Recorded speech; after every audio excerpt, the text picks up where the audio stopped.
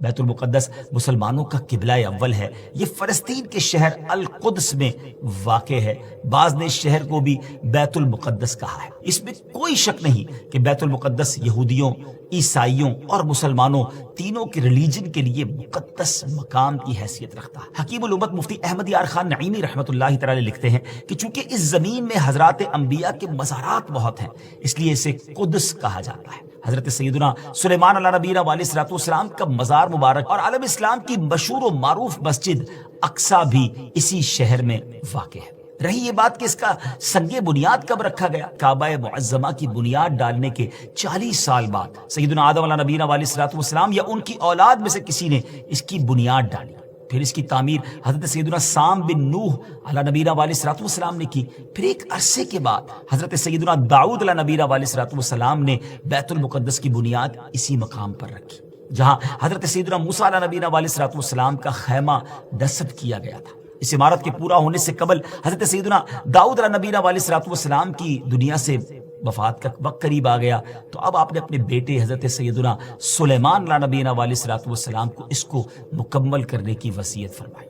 حضرت سلیمان علیہ نبینا علیہ الصلوۃ والسلام نے انسانوں سے نہیں بلکہ جنوں کی ایک جماعت سے اس کام کو کروانا شروع کیا۔ 1 سال کا کام باقی تھا، مگر آپ کے انتقال کا وقت قریب آ گیا۔ آپ نے غسل فرمایا، نئے کپڑے پہنے، خوشبو لگائی اور اس طرح تشریف لائے کہ عصا پر ٹیک لگا کر کھڑے ہو گئے۔ ملک الموت حضرت اسرائیل علیہ الصلوۃ والسلام نے آپ کی روح اسی حالت میں، اسی عالم میں قبض کر لی۔ جب حضرت سلیمان علیہ الصلوۃ والسلام حیات تھے تو جنات کو رات کی رخصت بھی مل جاتی تھی، وہ دن میں کام کرتے تھے، حضرت سلیمان علیہ الصلوۃ والسلام بھی آرام کرنے چلے جاتے تھے، مگر آپ چونکہ اب کھڑے ہی تھے تو اب جنات کو دن رات راؤنڈ دا کلاک کام کرنا پڑ گیا۔ جیسے اس کی تعمیر کا وقت پورا ہونے لگا تو اللہ کی شان دیکھیں کہ آپ کے اس عصا کو، اس لکڑی کو دیمک نے کھایا اور آپ کا جسم زمین پر تشریف لایا۔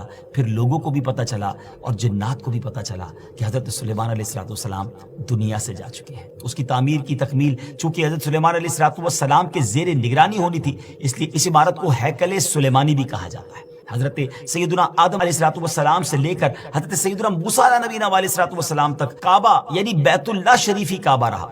پھر حضرت سیدنا موسیٰ علیہ نبینا علیہ الصلوۃ والسلام سے لے کر حضرت سیدنا عیسیٰ علیہ الصلوۃ والسلام تک بیت المقدس قبلہ رہا۔